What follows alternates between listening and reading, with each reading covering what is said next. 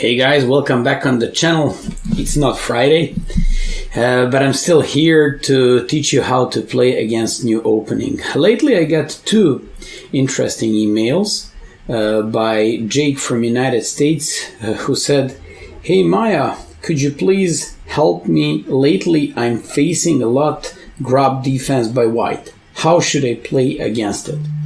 And there is another guy, John, who just sent the following message like, "Maya, I'm having lots of problems against Grob opening. Could you please tell me how am I supposed to crush my friend?"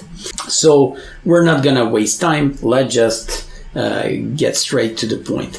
So after G4, we just go with E5, D5, or C5. For those who like Sicilian openings, I have this C5 approach. So after C5, you should be going with Bishop G2 and D5. So you get like the full center. These pawns will be stretched, believe it or not, from C5, and we'll try to stretch these pawns from C5 to F5, which would be very nice. Usually we manage to do that because the pawn is on G4, so we gotta break it with H5 and play F5. H3, by the way, you're threatening to win this pawn on G4. They have to play H3 and you play E5. Get the full center. It's similar to the King's Indian reversed, but it's not, because in King's Indian pawns do not stand on H3 and G4 or on H6 and G5. They stand on H2 and G3 or H7 and G6. So when they play D3, you just take the full center, Knight C3, and they kind of provoke you. Like, man, play Bishop E6, so I'll play E4 followed by Knight E5. No, I'm not going to give them that pleasure. We just go like this. And if in case they go with E4, get like the full flexibility with Bishop E6. Don't play and don't push D4. In case they play E3, like we just want a complete development and maybe do some Knight G2, Knight G3, solidifying the game. No, we do not give them this time. Knight G on E2, and we immediately break before they jump with the knight on G3. We break it with H5. So after G takes, Queen D7, Bishop D2, long castles, Knight G3, and boom, F5. All things considered, we're down a pawn, but we have a beautiful pawns, just like I previously told you, stretched from C5 to F5. You have a nice activity of your pieces. You can, for example, reposition this knight back to G8 and go back to F6 and go after that pawn on H5, and black just looks amazing. A system that I found out by a good friend of mine, Grandmaster Roganovic, is D5, and I like it a lot. It's probably the most tempting approach against the Grob defense. So bishop threatens this pawn on G4. When you play Bishop G2, we take this pawn. All guys who play Grob opening will play like this.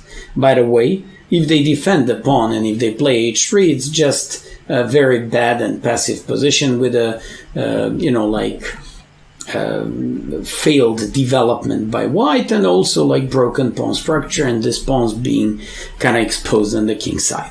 So all these Grob players will play Bishop G2, Bishop G4, because this system was considered to be good for white, because they, for example, after C6 should take, play Queen B3, threaten both of these pawns, but according to some late analysis, even this variation that used to be like so good is not popular anymore.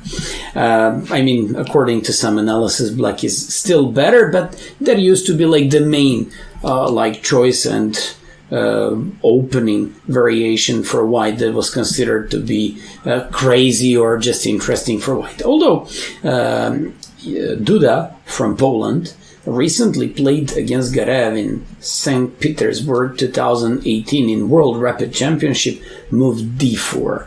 A friend of mine told me, Maya, consider taking on C4, and when they take on D7, playing Knight D7. I'll show you the difference between these two systems. After Bishop A8, Queen A8, F3, and E5.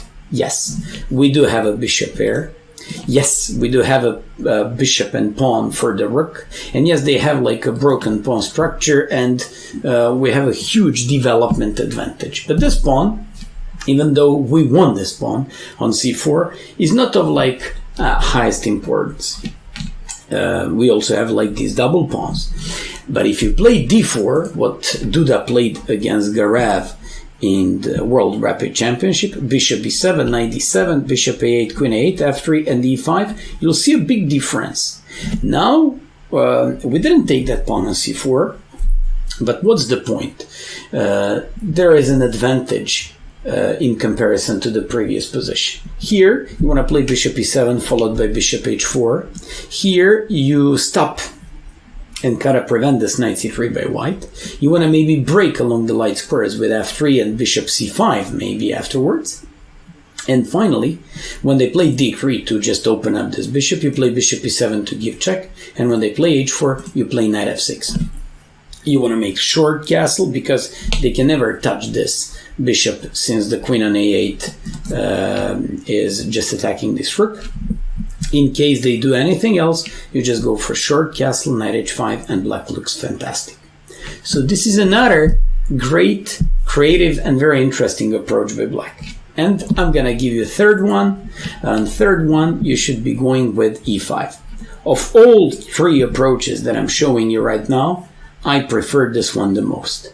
c5 is more like for Sicilian kind of players, for those who like the center and good, solid and just nice development.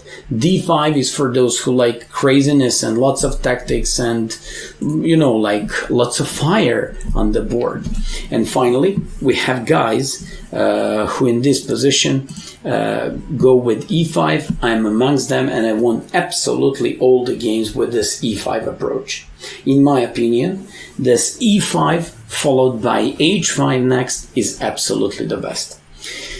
I played against Nayam from Russia. We played a match out of best out of 10. 5 times I was black, 5 times white, of course. And those 5 games, he's pretty good rated. High rated on chess.com. I beat him 5-0 with the black pieces. Every single game he played g4 first move. I believe he regretted his opening choice after the match. Because I just used the c5, full center, and after bishop g2, h5. I remember even when I was a kid, I learned that they can't play h3 because we take on h1, threaten both pawn on e4 and bishop on f3, and when they play bishop e4, we go with e4. They can't take this pawn because queen g4 would just win one of these 2 minor pieces. So they have to play bishop g2, and then we play queen takes g4. I'm not lying to you if I tell you that I won probably more than 30 games like this with black pieces. Then after bishop g2, h5, lots of guys like to do g takes h5. I realized that a couple of GMs who use this system, they drop defense with white pieces, probably just to put their opponent out of theory or to surprise them, or maybe, they just wanted to humiliate their opponent out of the opening. They just play this g takes h5. The key move for black is not to capture this pawn. The key move is to play queen g5, threatening bishop on g2. And when they play bishop f3, king f1 is not good. They threaten d4, but then you grab the pawn with queen, knight c3, bishop c5, d3, knight f6, and you get the center. Full center, full development, terrible king on f1, broken pawn structure. Black is just so much better. In case of bishop f3, we just go with queen h4. This is very important move in terms of getting advantage in this opening. So if g takes h5, first queen g5, and after bishop f3, queen h4. It's absolutely the best. So when they play d3, you play bishop c5. I'll show you a game of mine. e3, bishop, knight f6, knight c3, knight c6, queen e2, d6. They want a complete development, bishop e6, and I went with d5. My initial idea was to play e4. After queen f1, e4, d takes, bishop e2, long castles. Don't tell me that you would be happy to play this position with white pieces. Just to show you how problematic this game is for white, I'm gonna flip up the board and look at this. All these pieces are on the back rank. Bishop inactive here. Basically only good pieces, bishop on e2, and probably a little bit this knight on c3. Terrible game for white. And finally, for those who have some experiences with this line, and amongst them was a good friend of mine, a GM, who played this against me in Blitz, he played d4. But don't be confused with this move, it's basically nothing. You just take on g4, they just take on e5. Taking on g4 opens up h-file for you, and this pawn on e5, well, if I taught you to play England opening for black and you found it nice for black, then this position is fantastic. So you just go with knight c6 because they do not have the most typical knight f3 to defend this pawn. They have to play bishop f4, practically it's the only move. And now you have this very nice tempi with g5. When they play bishop g3, bishop g7, we threaten to get a pawn back with knight e5.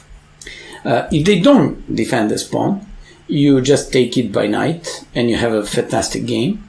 If they try to defend it with queen d5, I'll show you another game of mine against that GM. So he played this queen e4 and I played d5. Point is, if he probably thought that this must be bad because I'm just creating some isolated pawn on d6, but he was wrong. I took on b2 and his rook was hanging. D takes, queen takes. I'm willing to exchange everything, and he won chilly when your rook on e1. In another game where he tried to play something else, he just tried queen a4. I did b5, queen b5, rook b8, threatening both. Queen on b5 and pawn on b2. Queen d3 and knight e5. Terrible game, weak king, undeveloped game for white, potentially weak square b2, fantastic development. This just made my position being completely winning. And finally, if on queen e4, d5 they do queen e3, you just jump with the knight on f5, queen d2 and knight on e5. I hope you enjoyed this small presentation and very brief, fast, but also, I hope, very clear presentation how should we fight the Grob opening. I'm sending warm regards to Jake and John who sent me those mails, to all of you who just made some donations lately, and some new openings are coming. A gambit for black against e4. For all of you who like to play e5 first move by black, I'm gonna come up with something interesting. Elephant gambit for black. All the best, guys. Bye bye.